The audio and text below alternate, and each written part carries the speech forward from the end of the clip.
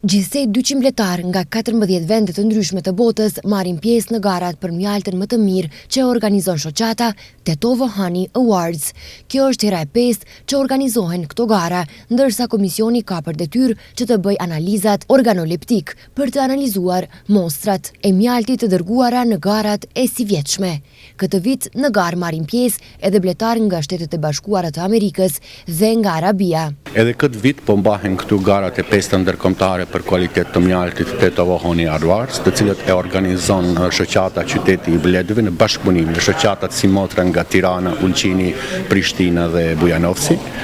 në bashkëpunim dhe në partneritet me Fakultetin e Teknologjisë Ushqimore, të cilët e mbështesin këtë në aspektin fizik dhe teknik për analizën e laboratorinë e këtij universiteti. Dua të informoj se këtë vit kanë aplikuar me kampionat e tyre 200 mbletar nga 14 shtete të ndryshme, përfshirë ballkanike, evropiane, madje këtë vit për herë të parë kemi edhe kampion nga Shtetet e Bashkuara të Amerikës dhe disa prej vendeve arabe.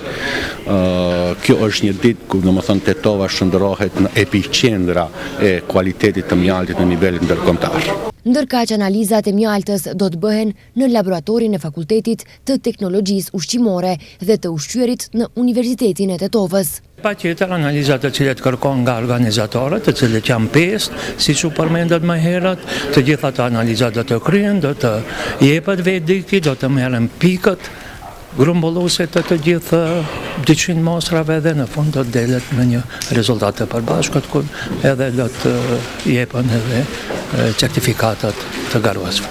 Ky aktivitet është rezultat i bashkëpunimit të shoqatave më të rëndësishme të bletarëve nga vendi dhe rajoni, të cilat kanë për qëllim promovimin e cilësisë, autenticitetit dhe inovacionit në produktet e bletës, si dhe forcimin e bashkëpunimit profesional mes bletarëve të Ballkanit. Brenda grupeve degustatorëve kemi 2 komisione,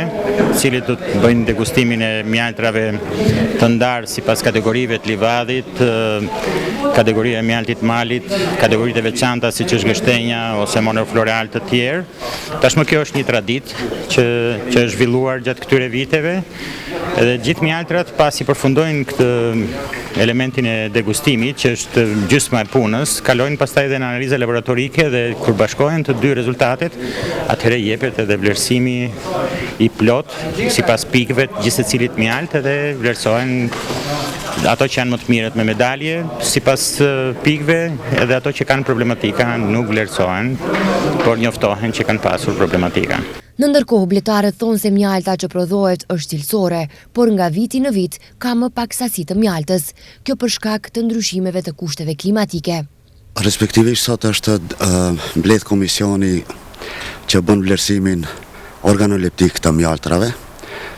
që kanë sjell bletarët nga shumë vende të botës, duke se deri më tani mjaltat janë shumë cilësore, edhe pasi nuk është hera e parë që mbahen këto gara ndërkombëtare këtu në Universitetin e Tetovës, dhe sadopak edhe janë edukuar edhe bletarët, domethënë për me